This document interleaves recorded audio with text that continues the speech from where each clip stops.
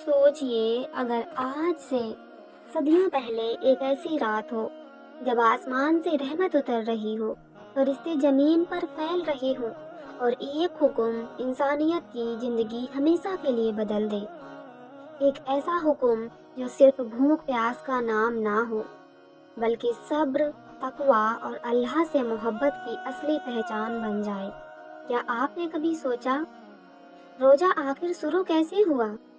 क्या ये शुरू से ही मुसलमानों पर फर्ज था, या इसके पीछे कोई गहरी हिकमत, कोई ताजरेजी हिकायत छुपी है जो दिल को हिला दे?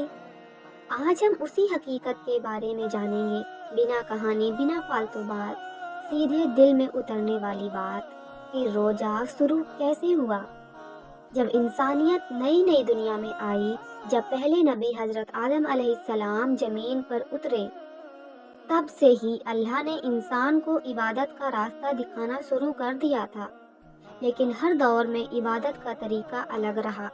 कुछ उम्मतों पर शक्तियाँ थी, कुछ पर आसानी, मगर एक चीज हर दौर में रही, अल्लाह का अपने बंदों को पाक करना। रोज़ा कोई नई इबादत नहीं थी, ये सिर्फ उम्मत मोहम्मदिया की चीज नहीं। अल्लाह ने पहले ही साफ कर दिया था कि रोज़ा तुमसे पहले वालों पर भी फर्ज था। यानी ये इबादत इंसानियत की जड़ों में बसी हुई है। फर्क बस इतना था कि तरीका बदलता रहा, मकसद वही रहा, इंसान को खुद पर काबू सिखाना। लेकिन अब सवाल ये है कि मुसलमानों पर रोजा कब फर्ज हुआ? जब मक्का का दौर था, मुसलमान कम थे, कमजोर थे, हर तरफ जुल्म था। उस वक्त अल्लाह ने उन पर नमाज फर्ज की, सब्र सिखाया, ईमान मजबूत किया, मगर रोजा फर्ज नहीं किया। क्यों? क्योंकि रोजा सिर्फ भूख नहीं, ये एक पूरी ट्रेनिंग है। इसके लिए सुकून चाहिए, जमात चाहिए, एक मुकम्मल मुआसरा चाहिए। फिर आया मदीना का दौर, हिजरत के बाद, जब मुसलमानों को एक मुकम्मल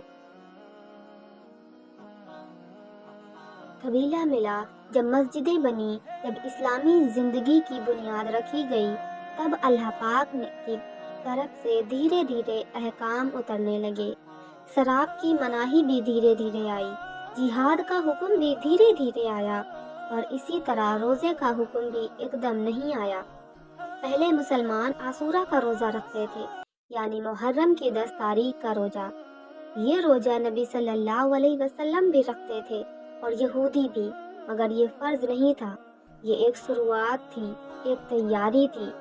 फिर एक दिन वो आयत उतरी, इसने सब कुछ बदल दिया। अल्लाह ने फरमाया, ऐ ईमान वालो, तुम पर रोजा फर्ज किया गया जैसे तुमसे पहले लोगों पर किया गया, ताकि तुम में तकवा पैदा हो। ये सिर्फ एक हुक्म नहीं था, ये मकसद था। अल्लाह ने साफ कर दिया कि रोजा भूखे रहने का नाम नहीं, रोजा तकवा बनाने का जरिया है। यानी दिल में अल्लाह का डर, हर काम में अल्लाह की मौजूदगी का एहसास। मगर यहाँ भी एक हिकमत थी, अल्लाह ने एकदम सख्ती नहीं की। शुरू में रोजे का तरीका अलग था। अगर कोई इफ्तार के बाद सो जाता, फिर अगली शाम तक कुछ नहीं खा सकता था। यानी अगर किसी ने सोने के बाद पानी भी पी लिया तो रोजा टूट जाता था। ये आसान नहीं था। फिर अल्लाह ने अपने बंदों पर रहमत की और आसानियाँ उतार दी। इफ्तार से लेकर शहरी तक खाने पीने की इजाज़त दे दी। यानी रोज़ा सख्ती नहीं, रहमत बन गया। ये दिखाता है कि इस्लाम इंसान को तोड़ता नहीं, संभालता है। अब जरा गहराई से सोचिए, रोज़ा रमज़ान में ही क्यों? क्योंकि रमज़ान कोई आम महीना नहीं, ये वही महीना है जिसमें पहली बार आसमान से कुरान नाजिल हुआ। ये वो महीना है जिसमें रहमतें बरसती हैं, जहन्नम के दरवाजे बंद होते हैं, जन्नत के दरवाजे खुलते हैं। यानी रोज़ा सिर्फ भूख नहीं, ये उस किताब से जुड़ने का रास्ता है जो इंसान को अल्लाह से जोड़ती है। वो किताब है कुरान करीम। रोजे का असली मकसद यही है, इंसान अपनी ज़रूरतों से ऊपर उठे। जब इंसान भूखा होता है, तब उसे गरीब की भूख समझ आती है। जब प्यास लगती है, تب اسے احساس ہوتا ہے کہ پانی بھی اللہ کی نعمت ہے۔ روزہ انسان کو جھکاتا ہے اور جو جھکتا ہے وہی اللہ کے قریب ہوتا ہے۔ مگر روزہ صرف پیٹ کا نہیں ہوتا، اصلی روزہ آنکھ کا ہے، زبان کا ہے، دل کا ہے۔ اگر کوئی بھوکا رہے مگر جھوٹ بولے، گالی دے، دل دکھائے تو اللہ کو اس کے بھوک کی ضرورت نہیں۔ روزہ انسان کو بدلنے کے لیے ہے، صرف روکنے کے لیے نہیں۔ اب ایک اور بات سمجھیے، روزہ عبادتوں میں سب سے الگ کیوں ہے؟ کیونکہ نماز دکھتی ہے، زکوٰۃ دکھتا ہے، حج وہ بھی دکھتا ہے، مگر روزہ صرف اللہ اور بندے کے بیچ کا ہوتا ہے۔ کوئی نہیں جانتا کہ آپ سچ میں روزے سے ہیں یا نہیں، بس اللہ جانتا ہے۔ اسی لیے اللہ نے فرمایا، روزے میرے لیے ہیں اور میں ہی اس کا بدلہ دوں گا، یعنی اس کا ثواب بھی خاص، اس کا رشتہ بھی خاص۔ اور یہی روزے کی شروعات کی سب سے بڑی حکمت ہے۔ اللہ اپنے بندے کو ایک ایسا رشتہ دینا چاہتا تھا جو دنیا کی نظروں سے چھپا ہو مگر اس کے دل میں چمکتا رہے۔ سوچئے، جب ایک بندہ سحری میں اٹھتا ہے نیند سے لڑ کر، کوئی نہیں دیکھ رہا، بس اللہ دیکھ رہا ہے۔ جب وہ پیاس سے سوکھتے گلے کے ساتھ بھی پانی نہیں پیتا، کوئی روک نہیں رہا، بس اللہ کا ڈر روک رہا۔ یہ ہے تقویٰ، یہی روزے کی شروعات کا اصلی مقصد تھا۔